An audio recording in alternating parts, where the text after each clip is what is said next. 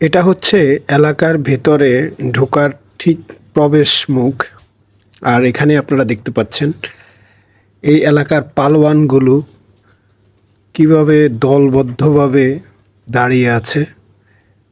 তাদের অবস্থান স্পষ্ট যে এলাকার প্রবেশদ্বারে প্রবেশ মুখে তাদের অবস্থান। এরকম ভিতরেও তাদের এরকম আরও কয়েকটা গ্রুপ আছে যারা রাত হলে পুরো এলাকাটার নিয়ন্ত্রণ নিয়ে নেয় তাদের নিজেদের হাতে।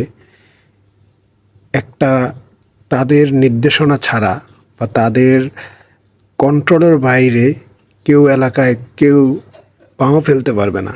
বিশেষ করে তাদের যে অন্য কোনো এলাকার কোনো কুকুর বা তো প্রশ্নেই আসে না যে এলাকায় পা দিবে। প্রত্যেকটা মানুষকেও তারা নজরে নজরে রাখে।